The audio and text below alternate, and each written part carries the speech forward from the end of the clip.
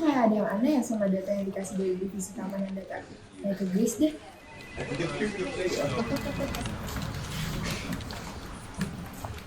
Grace, ini kenapa kayak gini ya? Ini kenapa? Man, gawat nih. Hal yang Sarah khawatirin dari awal beneran kejadian. Data perusahaan kita bocor. Ini media juga udah pada tahu dan pada geger. Kita harus lapor sama Pak Richard. Oke, aku ke kantor Pak Richard dulu.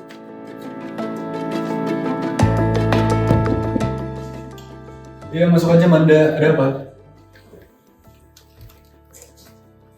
Saya ingin mengatakan informasi mengenai berita buruk yang terjadi dari divisi keamanan data bahwa adanya kebocoran data customer perusahaan kita. Dikabarkan sudah lebih dari 2 juta data yang bocor. Menurut saya sebaiknya lebih baik segera dibicarakan. Jangan lupa. Terima kasih. Baik, segera jadwalkan rapat darurat pada petinggi jabatan yang lainnya. Sekarang.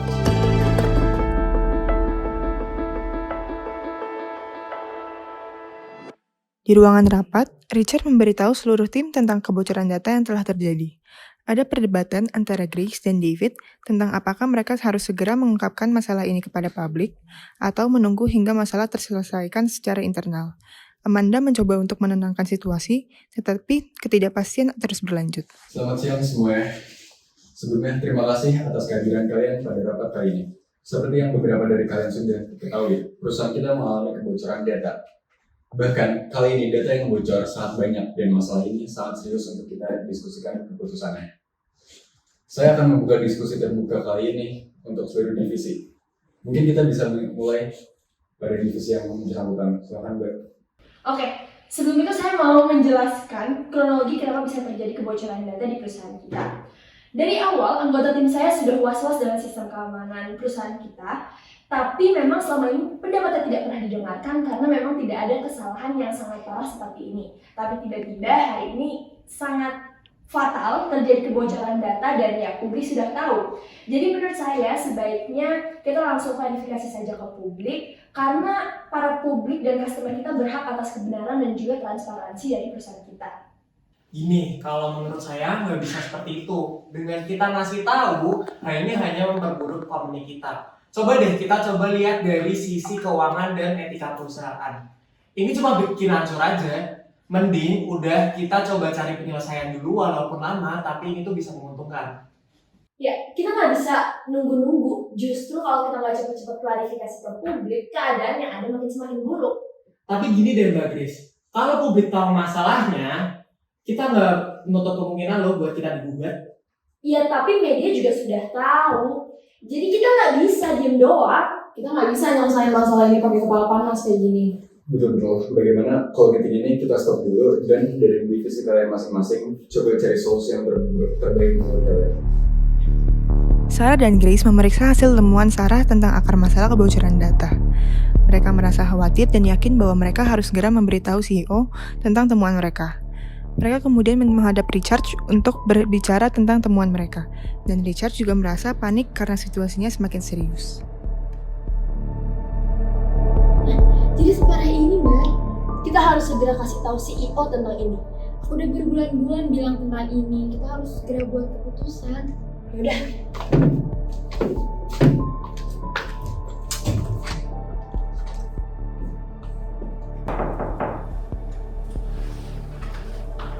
Ada apa ya?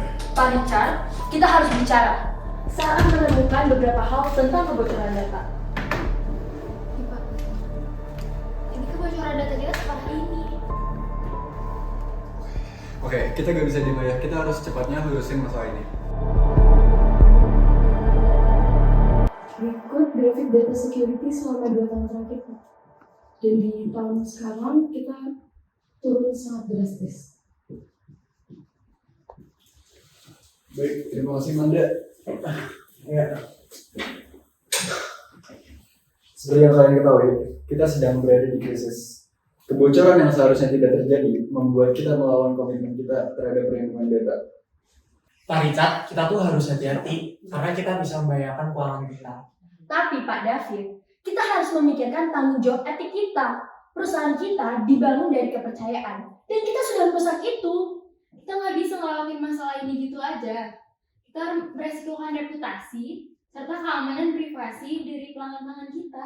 Media sudah mulai mendengar tentang masalah ini. Kalau tidak membuat keputusan, bisa tidak terkendali. Tapi gini ya, kita itu nggak bisa jujur gitu aja. Kita harus investigasi internal dulu, memperbaiki kesalahan, baru jujur nggak apa-apa.